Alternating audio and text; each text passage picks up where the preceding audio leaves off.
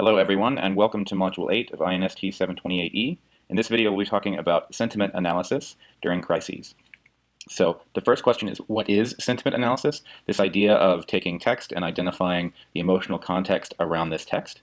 For instance, if we have a tweet, like a tragic day in Belgium, terror attacks have killed at least 13 days following arrest of Paris attack fugitive, is this a positive or negative emotion in this tweet? So by looking at this text, we can identify keywords like killed or terror or attack. This tells us that the emotional context around this tweet is likely to be negative.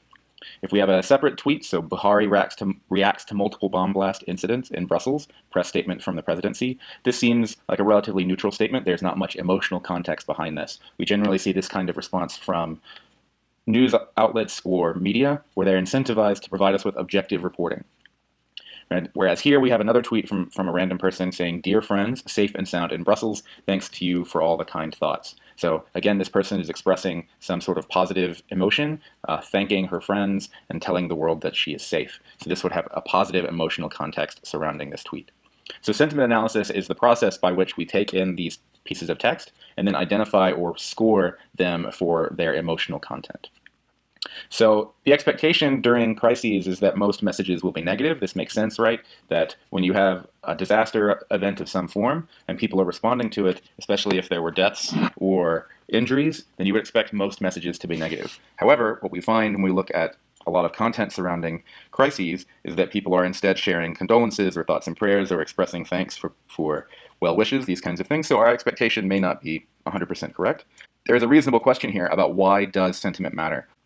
Well, there are a couple of reasons for this. One is that if you look at a set of tweets and find the ones with the most extreme sentiment, so the tweets that are most positive versus most negative, this gives us some clues for digital storytelling. So odds are these people who are sharing highly sentiment-related tweets or highly sentiment-scoring tweets are likely to be individuals who are responding, rather than organizations who might be sharing tweets with more neutral or less emotional content. Also, if you're doing research into terrorism, then perhaps you want to know who is tweeting positive things after a terror attack. This could be potentially useful for counterterrorism, identifying people who are pro-attack or pro-violence. This gives us some insight here as well. So how do we go about classifying sentiment given a tweet or given some piece of text? Well, there are two main ways for doing this. One is through static dictionaries, and the other one is through machine learning. So what are static dictionaries? Static dictionaries give us a list of keywords and a score for each keyword. This score gives us the positive or negative emotional context of this word. So these scores might be called polarity scores or valence scores. They may look like, as we see here, positive, negative 1 or 0. They could be continuous values. These values change based on which polarity dictionary you're looking at, but as you see here, so as an example, the word disgusted would have a polarity score of negative 1. So this generally is used when people are expressing a negative emotion of some form, whereas the word ecstatic is generally associated with a positive feeling in some form, whereas metaphor may have no real emotional context at all, so it gets a polarity score of 0. Now, once you have these dictionaries, oftentimes what people do is tokenize up a tweet or tokenize up a document and then find the average per word polarity score. So if you look at all the words in the document, find the polarity scores for each of them if they exist in the dictionary. If not, maybe you treat them as 0, maybe you just discard them, and then you find what the average word is to determine the overall polarity or sentiment score for that message. Now, of course, there are drawbacks with this approach. A lot of the more sophisticated mechanisms, so like Vader, one of the popular sentiment analysis pieces for social media, does a lot of effort to handle negation. So things like, I was not disgusted with this movie. This negation or the use of not may flip the polarity score or may modulate the polarity score of the word disgusted in some way. How might this work? And there are other issues that you have to take into account, like capitalization. If somebody is tweeting in all capitals, does this give us some other insight into the polarity of that message or the emotional context of that message versus if they're just tweeting in lowercase letters? So that's one method. This assumes that you have a dictionary that you can use to do this analysis that has these words and associated scores, but maybe you don't have that, or maybe there's a different way or a different kind of data set you have. So the other way for analyzing sentiment or classifying sentiment from a text is called document-based classification using machine learning. Basically, what happens here is you have a set of documents that come with scores, that come with these polarity scores that we've seen. So rather than an individual per word score, like disgust or ecstatic, we have a score for each sentence or for each document. And then we can use machine learning to tokenize up these documents and try and build some classifier that would recover these scores. Now, in general, these approaches, these document-based classification approaches, perform better than the dictionary-based methods, but it's more difficult to get these labeled documents for a particular context. Now, we won't actually do this in this class. We'll use a dictionary-based method, but the document-based classification of the machine learning approach is a useful approach that you should know about. All right, so the homework for this module is essentially as the homework has been for modules 5, 6, and 7. You will take the module 8 notebook, plug in the information for your disaster, and then run that analysis to find the most extreme tweets by their sentiment. So you can look at the data that you have and print out tweets that are highly positive and highly negative, and then you'll post some discussion about this as we have been doing.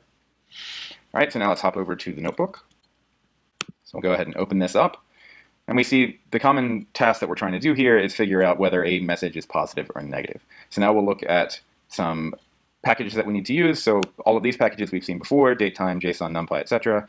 TextBlob we talked about a little bit, and Vader we talked about a little bit at the beginning of the course. But these are the two main ways that we're going to be doing sentiment analysis in this module. So NLTK provides its own implementation of the Vader sentiment analyzer, which is one of the more recent sentiment analysis tools designed specifically for social media. And here we also will use TextBlob, and TextBlob has its own sentiment analysis mechanism built in, and we'll compare the two of these so you can get some sense about how sentiment analysis differs based on the tools you use. Okay, so we'll carry forward our disaster data. So this is the same sort of crisis map that we have been using before. So we'll go ahead and run this. Make sure that you run these packages, select our crisis. We'll go ahead now and read in the relevant tweets that we have from Module 5. We can go ahead and print the temporal ordering that we've seen before, so this is the same as Module 5. And this will be useful so we can print out the sentiment over time as well. So these are all the relevant posts. We see there were relatively few at the beginning, and then we see this increase in tweets referring to the Brussels bombing. Now we can get into the sentiment analysis piece.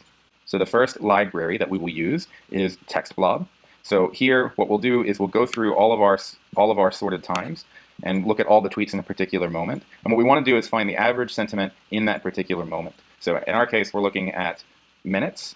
So we want to find the average sentiment for all tweets in that minute. So we have a local array here for polarity values and objectivity values. So one of the nice things that the TextBlob library gives us is not just polarity, so this is the sentiment that we've been talking about, but it also gives us a score about subjectivity. So is a tweet more or less subjective, or is it more objective versus subjective? Now again, you may use this for finding whether a tweet is from a media organization that might be sending out objective content, or is a tweet subjective and from the point of view of an individual who's experiencing this or responding to the event. So TextBlob gives us this, whereas some other libraries don't. And what we want to do here is we have these two arrays that we'll use for storing values for all the tweets in this particular minute, so then we can find the average after we've gone through all the tweets.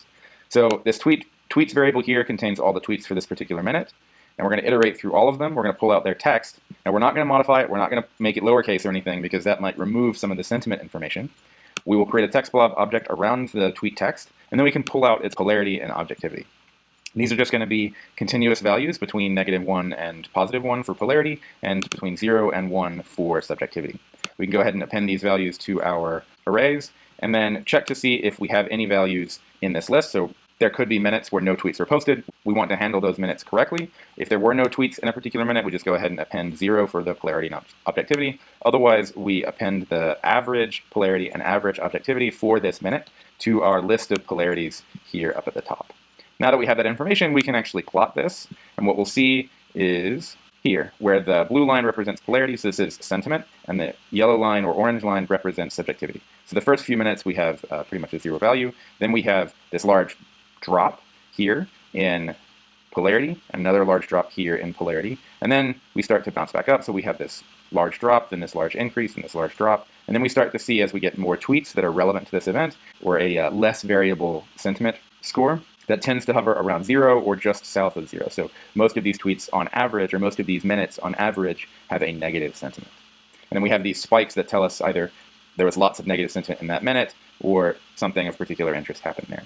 Now, the orange line, on the other hand, is subjectivity, so this might tell us when media organizations began covering this, so we might see this big burst in subjectivity to say, well, here there were lots of people who were expressing their own personal opinions about this content, and then it drops down as media organizations start to pick up and share objective content about this. So the next library we'll use is Vader. So Vader is a library coming out of Eric Gilbert's lab at Georgia Tech, and it is designed specifically for social media, whereas TextBlob is designed more for general text. Vader is more for handling social media that includes emoticons or all caps or other language that is more typical of social media use.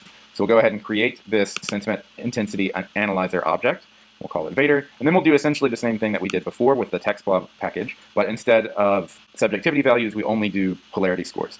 So we'll go through all of the tweets in our sorted time list. We have this local array for calculating averages. For every tweet in this minute, we pull out the text, and then we call Vader.polarity scores with this tweet text.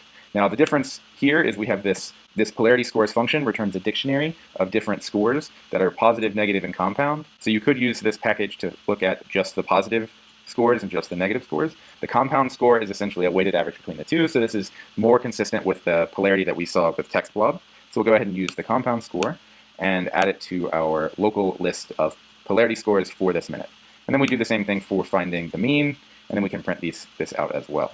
So note, we don't have a subjectivity line, but we still see this large drop in polarity here, and then for Vader, we see a more negative trend. So after our polarity scores stabilize, went into a less variable curve after the first few minutes, we see that it's all generally averaged below 0. And this is in contrast to the TextBlob sentiment score, which was all much closer to 0.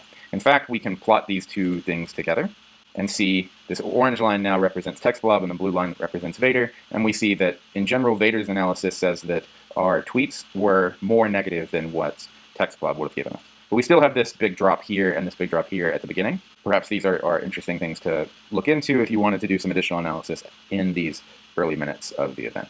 Okay, so that lets us visualize sentiment, but now what we really want to do is look at tweets that are extreme in their sentiment. So we'll use Vader for this, since Vader is in general known to be a better tool for social media. What we want to do is find the top 5 or top 10 most extreme tweets in terms of their sentiment. So what we want to do is calculate the sentiment for every tweet. So we'll go through all of our tweets in our relevant tweet list, and we'll call Vader.polarity scores on them and get the compound polarity score out. And then we'll attach that to a tweet in this tuple. So we'll have a bunch of pairs of tweets and their polarity scores. And then we can sort them based on these scores. So this lambda here will give us the score for that particular tweet, and that will let us sort them. And then we can print out the top, in this case, we'll print out the top 10 most negative tweets. So we see here a retweet about Hezbollah condemning terror, a retweet about dead and injured, and a bomb where the bombing occurred at the metro station and at the airport. This particular retweet was pretty popular. Another retweet for Mashable about dead and injured, more retweets about dead and injured, tweets about terrorism, terror attacks, violence and hatred, dead and injured. And as you would expect, these are more negative. Now, if we flip this and look at the most positive tweets, then we see the scores are different. So here, this author, BBC Pankaj JP, had a very negative sentiment close to -1. And we see musicians, artists always treated with kindness and respect in Belgium. We will never stop coming to celebrate. So this is sort of a our thoughts and prayers are with you kind of message. Our strongest support for Belgium. Europe will stay strong and united at your side. This one is probably not very relevant. Brussels has always been one of my favorite places to stay. Major relief hearing from my friends in Brussels. So we start to see these messages are more about my friends are safe, I'm safe, thoughts and prayers are with you. Everyone in Brussels, please stay safe. Tweets with more positive sentiment tend to be about thoughts and prayers. And we can do this with TextBlob as well, just to get some sense of the difference. And here we see bombs going off in Brussels with some expletives. Brussels airport, anyone caught up in the chaos and terror. Thoughts and prayers for everyone that's affected by these terrible events. Whereas positive tweets are positive, but maybe not necessarily relevant or not as useful of content as what we saw with Vader. All right, that's it for Module 8. Your homework for this module, as I said before, is to update this notebook with your crisis information and run it against the relevant tweets that you extracted from Module 5, and then find the most positive and most negative sentiment tweets from your dataset, and then talk about them on Elms. All right, as always, if you have any questions, feel free to contact me on Slack, and good luck.